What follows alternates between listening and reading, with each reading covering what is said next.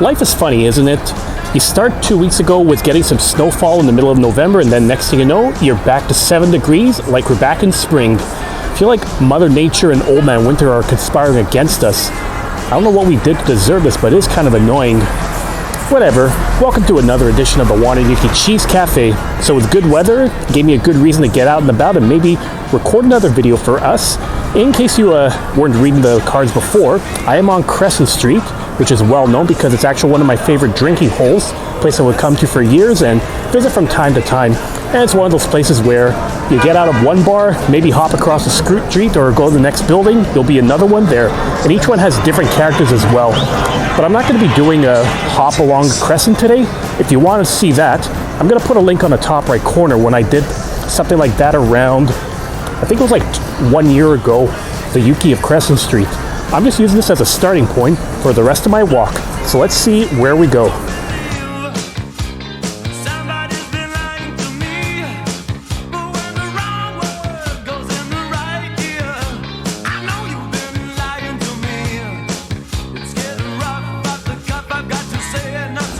Yep, familiar territory for me.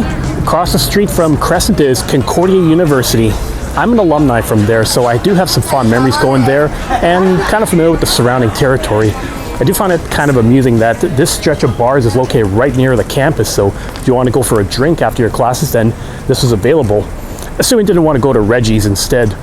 Reggie's was a bar that was located, or maybe it's still located. I don't know, because it's been almost 20 years since I graduated.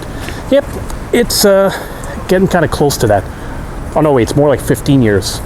Okay, what I was going to say was that Reggie's was a bar that I remember seeing on campus. So it's like, yeah, you want to drink while you're studying, just stay in campus and then go there for a pint. You don't have to leave the building. It's very strange.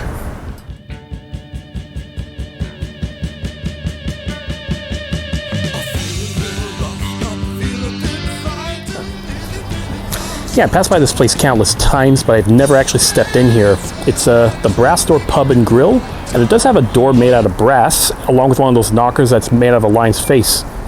I guess it delivers what it promises. I wonder what kind of drinks I would have available.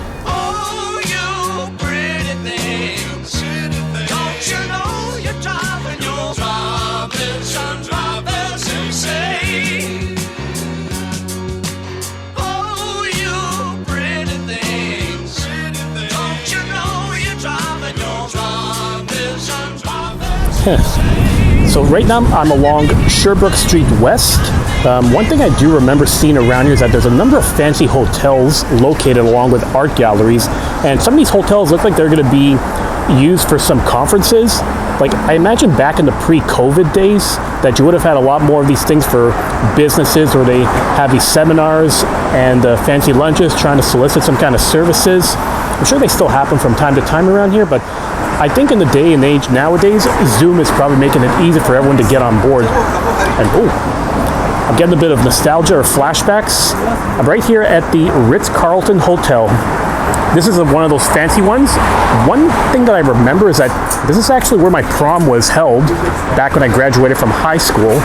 And I kind of remember there was like a very fancy hall, nice dining, and one of my friends was talking with one of the valets saying, hey, you're doing a good job, you should get a raise. And I remember his comment was pretty funny. It's like, it's okay, I'm already making $21 an hour. I know some of you out there listening are probably thinking, that's not very much, but this was back in the early 2000s when I graduated. So at that point, minimum wage was like maybe $6, maybe $7. So $21 an hour back then felt like a fortune. Now, well, good luck using that to make a living wage.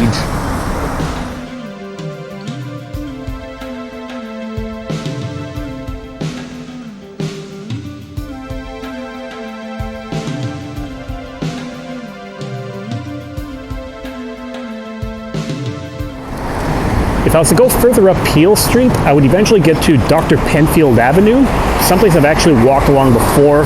Some nice houses, actually fancy houses if you ask me. And you're up on a hill, like super close to Mount Royal.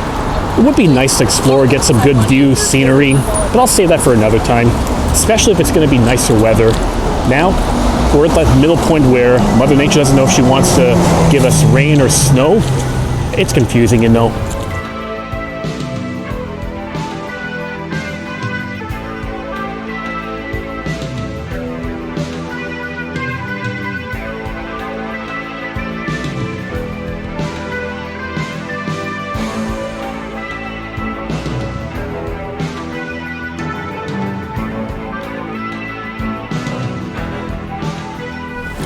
Yep, familiar territory once again.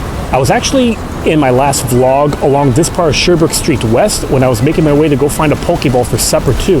And I guess if you want, I'll put a card on the top right corner for you to watch that and revisit it again. Nice music, good vibes, and nice nighttime atmosphere. Oh yes, I think it's a little late, so I almost forgot one key suggestion. Hit that subscribe button below if you want to follow the channel. Put the notifications on to be able to find out if a new video pops up. And like this video. The more likes I get, the more it's able to be promoted on the channel and over YouTube in general.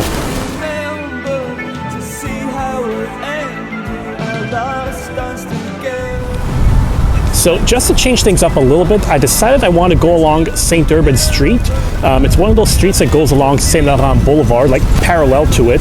Yeah, I'm kind of close to my usual stomping grounds, but I do have a specific reason why I want to get around here.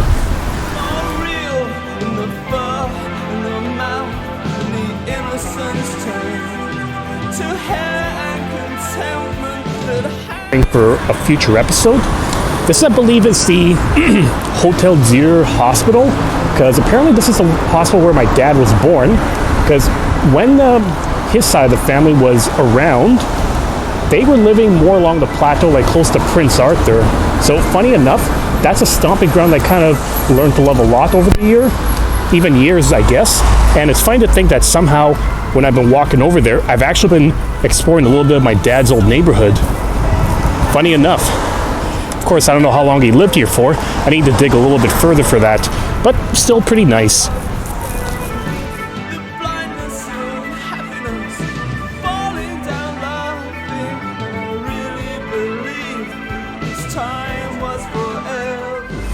So if I remember correctly, my aunt said that they lived around that part of Clark Street at first when my dad was born. I'm gonna have to check with her again once I do that episode.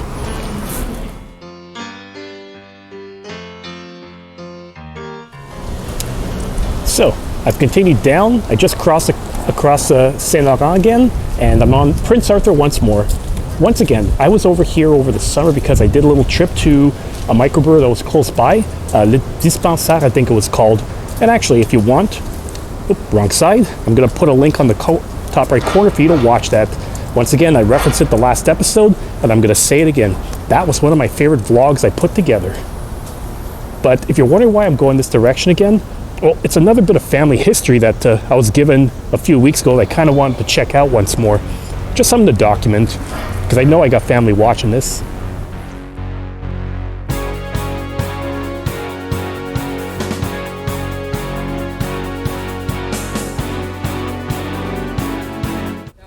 Huh.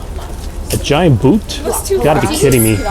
Staring at that thing, I'm kind of getting flashbacks to the Simpsons episode. Like I'm gonna walk around with a giant boot in my foot, and then if anyone desecrates my fly, I would just give them a nice kick in the bum. Yeah, if you're a Simpsons fan, you know exactly which episode I'm talking about.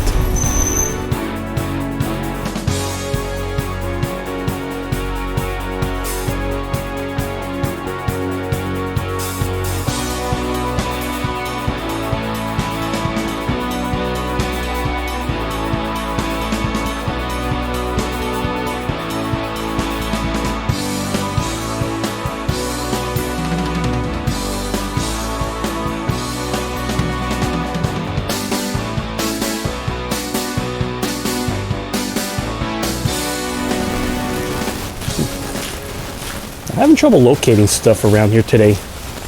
Oh well. I don't know if the building still exists, but I'll explain a bit what I was trying to do. I got word from my aunt, like one of my aunts who's really trying to retrace our family history, because at least on my mom's side of the family, that seems like there's a lot of gaps of information that we don't know, especially with my grandmother when she came here to Canada after the Second World War II. Yeah, it's another Simpsons reference. Second World War II. Look it up and you'll see what I mean. I mean, after she came here from Poland and during the war, after the war, she ended up around, I believe, the Plateau. And based on what my aunt was trying to research, seems like that the apartment building around here, or at least the one I thought existed, was the very first one that she rented when she first got married to my grandfather. The grandfather that I never met because he passed away 7 years before I was born. Which is a damn shame because, from what I've heard, I got his personality to a T. Like all the quirkiness, that's a bit where it comes from. But yeah, I wouldn't be able to tell you if this was her first apartment when she came to Canada, but it's still a bit of a gap filled. And I feel like I'm going to want to get more research done on my family and then cover them in future episodes. Because it gives me another reason to check out some parts of the city too. And of course, get a nice drink. Hey, that is life.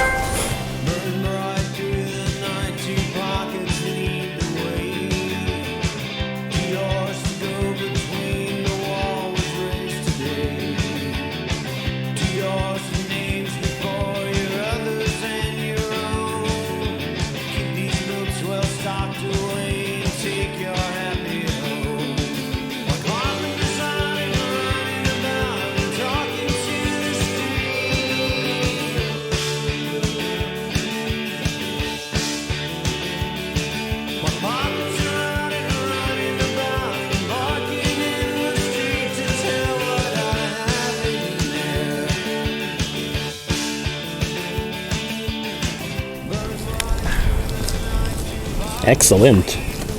Yeah, when I passed by this area, I saw the sign that said Nous Sommes Café, which is French for We Are Coffee. So I thought, yeah, I like their philosophy. I'm going to give it a shot, see what it's like. It is kind of cute and cozy. And yeah, it's like what your typical trendy coffee shop. You know, one that's not like Starbucks, Second Cup, Tim Hortons, or the Mad Clown Parlor. I like this a lot.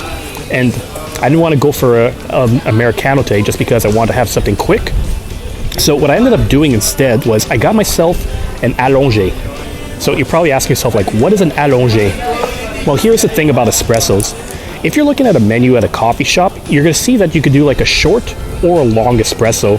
So the difference between the two is that you're going to do one shot for a short, and if you do a tall, it's basically like the equivalent of a double shot, but not the double shot in the sense that you're getting 2 shots of coffee all at once. What you're doing is you're taking that shot of coffee, and then you're adding a bit of water, like let's say it's 1 ounce of coffee, and you're going to add 1 ounce of water with that, so it's like 2 ounces. It's a way to kind of dilute your coffee in a way so that it's not too overpoweringly strong. Because for some people, they're not too big on espressos. They prefer to have drip. So this is kind of a way to take some of the bite out of it too. And another way to take the bite out of it is just a small splash of milk, but not too much that you're basically making yourself a cafe au lait or a cortado or a macchiato. Yeah, the world of coffee is so strange and expansive. One of these days, maybe I should do a video of all the different types of coffee you can find on the market. Hey, it's pretty good. Oh, well, I kind of also like the message on here. N'oublie pas de t'aimer. It's saying, don't forget to love yourself. That's true, because how can you take care of others if you can't take care of yourself? You gotta love yourself, right? Please yourself. Hey, it sounds kind of dirty to me. Then, are we not men? Like, are we not coffee? Devo. That's another odd band I should cover one day.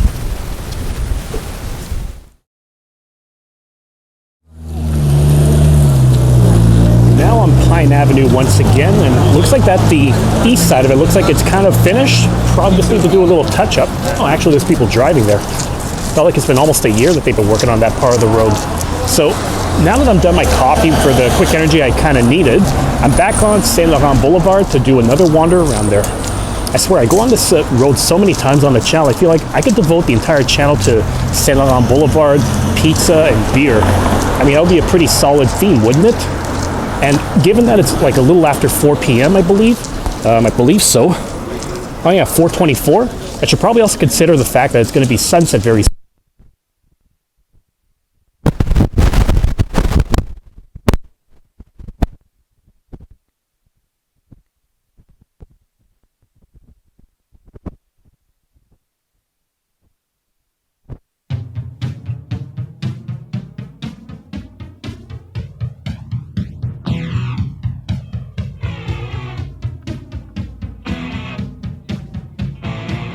I don't care if you hurt me so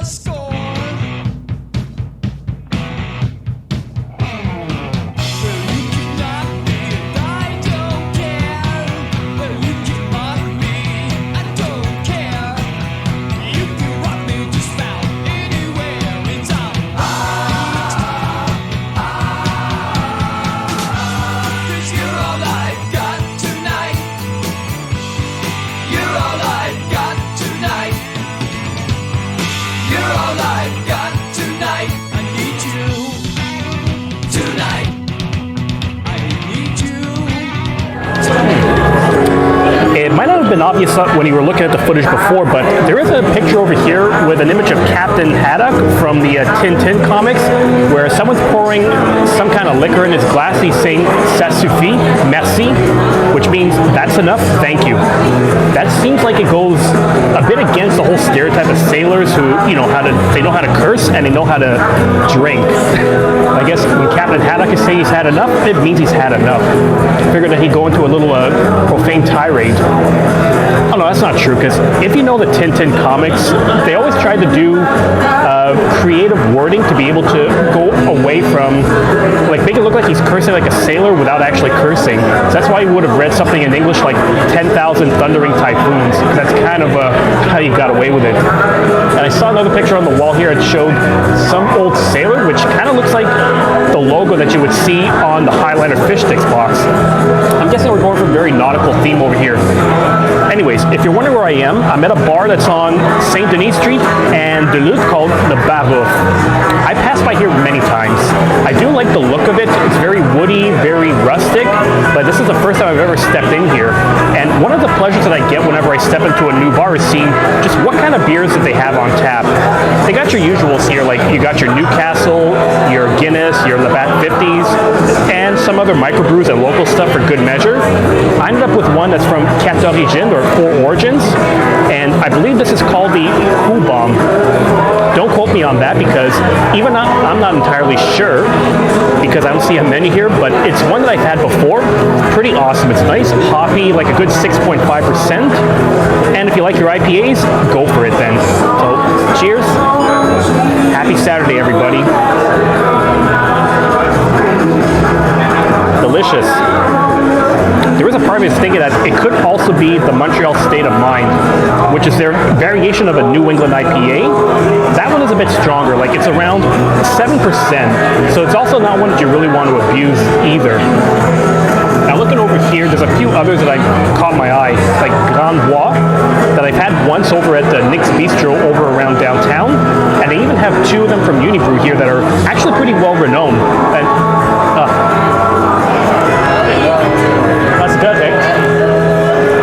si les gens aiment ce que je fais, pourquoi pas? Ça met toujours plus d'intérêt. Est-ce que c'est un live? Non, pas live. Je vais faire le ménage après. Ah, donc ça veut dire que moi, je vais disparaître. Je suis pas avancé comme ça. Ok, tu sais pas encore. Non, je sais pas comment faire encore. Ok. Sorry about that, everyone. I'm telling you, whenever you have a guy sitting here with a camera, it always gets people's attention. But you know, it is what it is. So, two of them that I had over here that I saw is Unibrew, which is located in Chambly, and they got Mozit, which is a nice brown ale, and Fins du Monde. Fins du Monde is actually one of those that, if you go all around the world, it's actually pretty well renowned. The thing about that is that it's a 9%er, so that's one that you definitely do not want to abuse. You know, because it'll be the end of the world as we know it. Yeah, very funny. But I'm definitely glad that I got here, got to step out, try a new bar outside of my usual comfort zone, and it'll be a nice appetizer before I find someplace to eat. So we'll see where we go.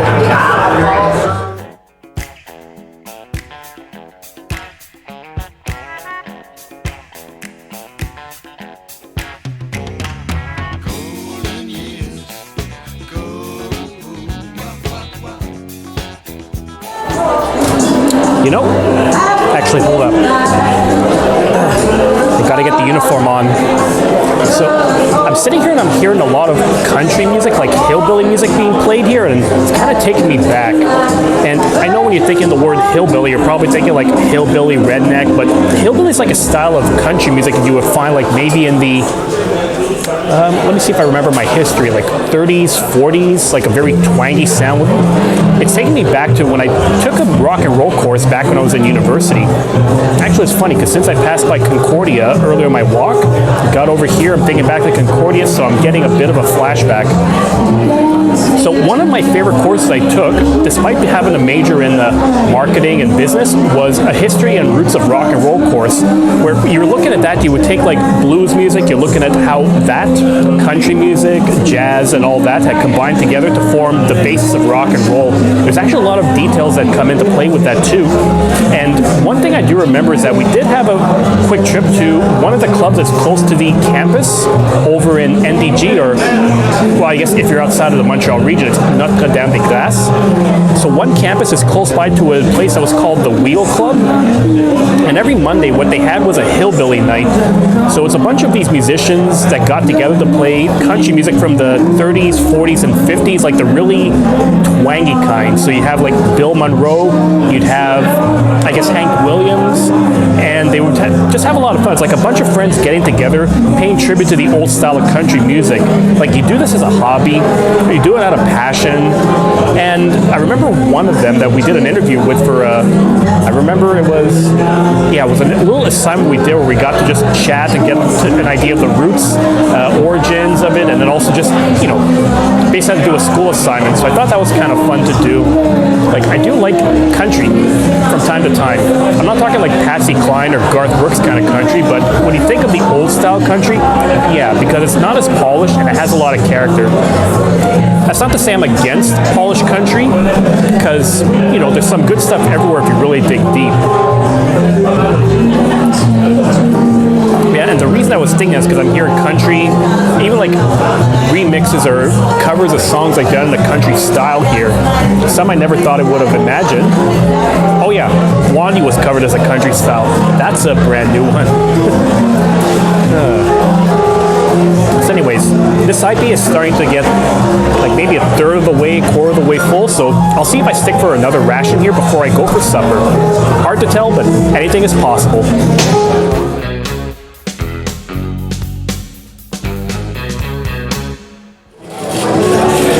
So one thing I like to do whenever I'm at a new bar is check to see what kind of whiskeys they got on display, to see what's on the menu. Whether it's going to be like your rye, which is basically a Canadian whiskey, bourbon, which is like American style whiskey. You might have Irish whiskey or Scotch. Scotch is different just because Scotch is essentially just whiskey that's fermented in Scotland. That's it. But I do find that with Scottish whiskey that has the most diverse blend of flavors there. You might get your light and floral, you'll get your medium bold and fruity, you might get some woody, you might get some smoky ones. They have a very small selection here, but the ones they do have are quality. I do see that they have Ben Riach or Ben Reich. I don't know how you would pronounce that. In the world of whiskey, outside of Jameson, that's one of the first ones I ever got introduced to, because a friend of mine was given that as a gift by someone he knew at the time, and we tried it out when we started to reunite and share some beers, whiskey, barbecues in his backyard. And I remember that one was a super smoky one, and I'm not talking smoky like a Bowmore, but smoky as in like you take a sip of that, it's like you're drinking campfire, so it's definitely on the stronger side. But this is not going to be a smoky whiskey kind of day. I decided to go for a second round before I head for supper. So what I'm going to be doing now is something from Le Grand Bois, or the Big Wood, and it's Le Gros Tigre, Big Tiger, and this one is a session IPA, like maybe around 3.8%. So session IPAs, actually, hold up. Gotta pay my respects, everyone.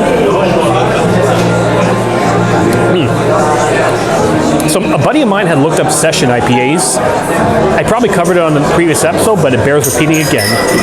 Apparently session IPAs are a big thing in England. Let's say you're working a 9-to-5 job at a factory, you go out for lunch, but you want to have a beer. This thing, because it's so light, is one that you'd be able to drink with your lunch without worrying about getting shit-faced before having to go back to the factory. I guess that's apparently where it came from.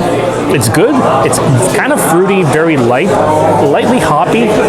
So it's like a perfect one if you want the taste of a New England IPA or an IPA without having all the force that comes with it. Because most other IPAs are going to get like 6-7%. Double IPAs might be around 8%. And triple IPAs, well, that's going to be like 9% and upwards, so you got to be careful with that.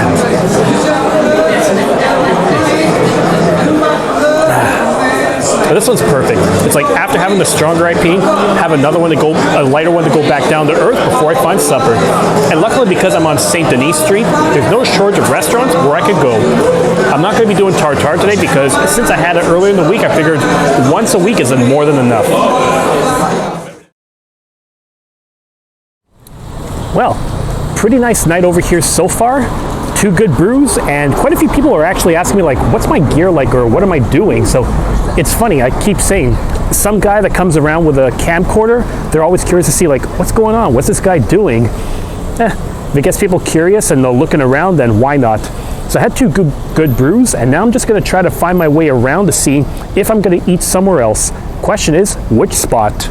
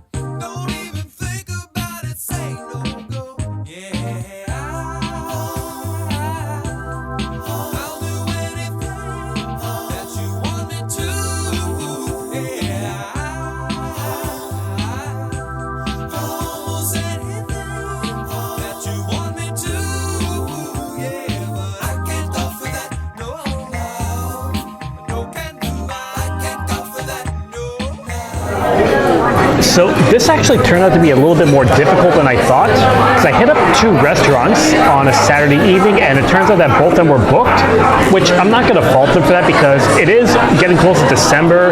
Everyone wants to be out, everyone wants to be having fun before the holidays, so it is what it is. But I found another nice spot along Mont-Royal Avenue East. It's called the Bungalow. So my main reference for Bungalow is, I know that around my neighborhood within Longueuil, like within the South Shore, there are 2 bars. There's 1957 and Bungalow. They're like right across from each other. So 1957 is kind of like your old style rustic saloon, and Bungalow is supposed to be more of a trendy, like I guess hipster style bar. In fact, one of the things that they do have on display among many things is a replica of that leg lamp that you see in A Christmas Story. And if you've seen A Christmas Story, you know exactly which lamp I'm talking about too. So when I came over here, I saw, okay, you got an oyster bar, you got a whole bunch of other fancy stuff. So it's like Bungalow on the South Shore is a bit more, I don't know, I guess like a very dive bar feel, for lack of a better term, whereas the Bungalow on the Plateau is a little bit more fancy. And I thought, this place has some place at the bar, I'll give it a shot, see what's around. And I had to get another draft too, just for the heck of it. So I'm going for something a little bit different. This one here is the Kronenberg 1664, the white beer. And take note too that it's being served with an orange slice. So in case you don't know much about beers, this is a white beer. And white beers are usually made out of wheat as opposed to barley. And if you have a Belgian style beer, you would probably have some orange peel in there and coriander added as well for flavor. Kronenberg, it has a different kind of flavor as a white beer. Like, I would say that the closest comparison to this would be if you went to Benelux, or you went to a store that sold Benelux beers and you got the Gaia white beer. It has the very same kind of flavor, same kind of effervescent, bubbly kind of texture in there. Wait, before I drink this, cheers. So this is one of my favorite white beers too, and closest to Benelux, Gaia, which is my favorite white, period. And if you're wondering about the 1664 moniker, that's because the Kronenberg brewer actually opened up in 1664. So you're looking at maybe like a good 3 centuries worth of history with that too. So I'm just going to enjoy this, take a look around, and see what I'm going to be ordering tonight for supper.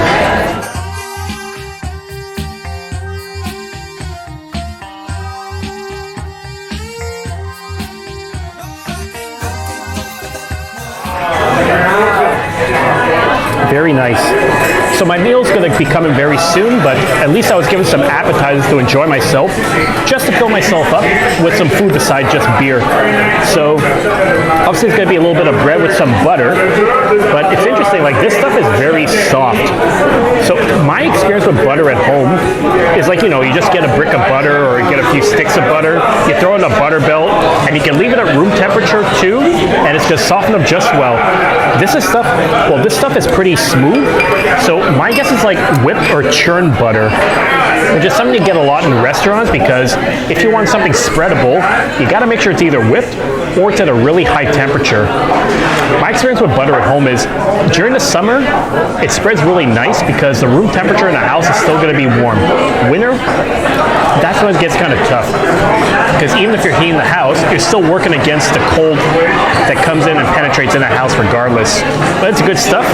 I can't tell you what's in here, but I like the color. There's a bit of red, so I'm going to say it has a bit of paprika in here for, I guess, flavor and texture. But hey, it's good stuff. And again, it's something to fill me up before my actual meal is coming up. And if you're wondering what's that going to be, well, stay tuned, because it is going to be awesome.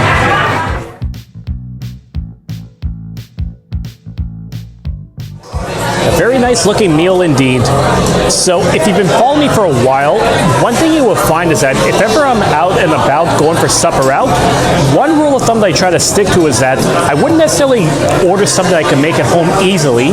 Like, for example, a pizza, unless it's something very extraordinary like different ingredients, I can make that pretty well at home on my own, so I wouldn't necessarily order that. So things like beef tartare, salmon tartare, poke bowl, like those kind of dishes, the chance of me making that on my own from scratch are very few and far between, so I don't mind ordering that. But the other rule is that sometimes I'll see a dish on the menu and I'll think, this is interesting, maybe I can discover it to see if I like it, and then figure out how to make it. Perfect example would be a jambalaya, because I remember stopping to buy Winnie's with a few friends a while back over in downtown, tried a jambalaya, and then asked, how can I make this at home on my own? So something like this. And I think I could do something very similar to this. Let's see if I can get a good view. So what you're looking at right now is duck confit. So what they do with this is that they take a piece of duck leg, they're going to cure it, and then slow cook it so that it's almost like falling off the bone quality, but a very crispy texture on the skin. I imagine the closest I can think of is whenever I do my chicken thighs in the slow cooker, that's fall off the bone quality, but then the skin is very soft, smooth, and very tasty, so I could probably use a similar example. Now, let's see what this is like. Okay, so there's a sauce on here. I'm not entirely familiar with what the ingredients are, but I'm going to give it a taste test.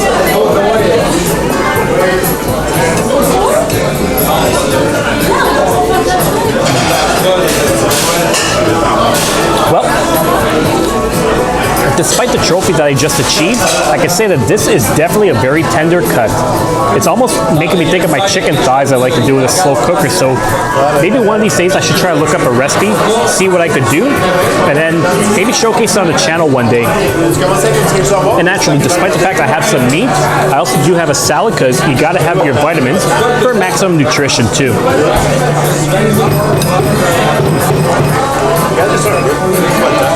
Delicious.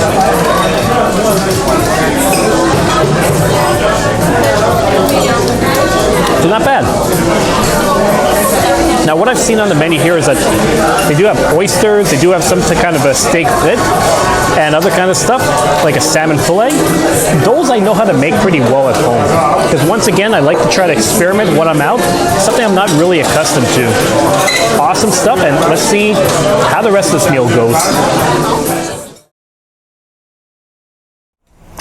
All right, very awesome meal there. Duck confit. Never thought I would give it a shot, but here it is. And from what I heard, it's supposed to be a very long process, but it's supposed to be super tasty to do it on your own. I don't know if it's going to be as difficult to do as beef Wellington, but considering I make my own pierogies from scratch, I think I can manage that as well. So one thing I forgot to mention too is that the salad that I got actually had some Brussels sprouts in there. So if you're thinking of my point of reference, you think, TV shows always say that Brussels sprouts are supposed to taste kind of nasty, but truth is, they weren't too bad because of the way they were blended with other stuff too. So overall, awesome. Had a nice little meal, great brews, and a nice caffeine injection to be able to help me on my way home. So on that note, time for me to head on home and hit the road, Jack. Thanks for watching this edition of the Wandering Yuki Cheese Cafe. So if you enjoyed what you see, be sure to click that subscribe button below. Give me a thumbs up if you enjoy my antics, storytelling, and everything you can. And you can follow me on Instagram at Wandering Yuki.